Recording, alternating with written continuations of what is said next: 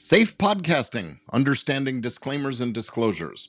Hello and welcome to this week's episode of Legit Podcast Pro. I'm Gordon Firemark, the podcast lawyer, and today we're diving into disclaimers and disclosures.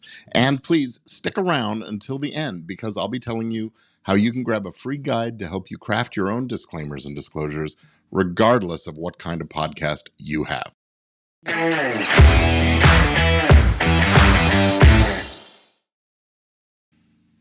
All right, first up, let's talk about why we even need disclaimers and disclosures. Whether you're discussing health tips, financial markets, legal matters, or reviewing tech gadgets, you're providing content that someone might rely on. Disclaimers clarify that your content is for informational or entertainment purposes and shouldn't be seen or relied upon as financial or professional advice. They protect you from legal liability if someone misuses your information. Now, disclosures, on the other hand, are about transparency. They are crucial for maintaining trust with your audience, especially when money or endorsements are involved. Having the right disclaimers and disclosures can be your legal armor. They serve to preemptively address potential misunderstandings and legal claims. For example, if you talk about investment strategies, a financial disclaimer could protect you by stating that you're not a financial advisor and that folks should really seek their own professional advice. Crafting an effective disclaimer means clearly communicating its intent. It should address the nature of your content, whether that is advice or opinion or entertainment. And it's also a good practice to remind your audience that while you strive to provide valuable information, they should consult with a professional if necessary. This not only covers your legal bases, but also reinforces your credibility. Now, disclosures are just as vital, especially when there's some kind of a benefit that you receive. Whether it's affiliate links, sponsorships, product placements, being upfront about these relationships is not just the ethical thing, it's often required by law. Clear and early and conspicuous disclosures ensure that your listeners understand your motivations, and that helps you maintain their trust.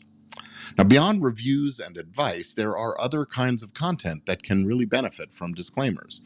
For example, if your podcast includes guest interviews, a guest disclaimer could clarify that the opinions expressed by your guests are their own and not necessarily a reflection of your views or the company behind the show. And if you delve into historical or scientific discussions, a disclaimer stating that content is based on currently available information reminds listeners that interpretations could change as new data emerges.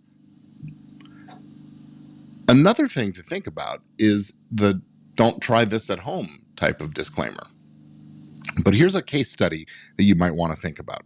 Say the show is Adventure Outdoors, a podcast about extreme sports, and that uses disclaimers because they regularly discuss potential dangerous activities. They always include a disclaimer emphasizing the need for proper training and safety gear. Now, this not only informs listeners, but it also shields the podcast from liability in case someone gets hurt trying something that they heard on the show. Or a show like this one where I'm talking about legal principles. I sometimes will say, this is general information based on general legal principles. And of course, your circumstances may be dependent on facts that I don't know about. So be sure to consult an attorney if you have a genuine legal issue. Don't rely on this to guide you. Anyway, before we wrap up, I just want to invite you to visit gordonfiremark.com/disclaimer guide, all one word, and you can download a free guide to crafting effective disclaimers and disclosures for your show. Now, the guide is packed with templates and examples that'll help you get started and ensure your podcast is protected and professional. And it'll serve as a good example if what we've got doesn't quite cover your situation. You'll at least get the sense of how to do good disclaimers and disclosures. So that's going to be it for today's deep dive into safe podcasting, understanding disclaimers and disclosures. Remember, using disclaimers and disclosures isn't just about following the law. It's about fostering a trustworthy relationship with your listeners.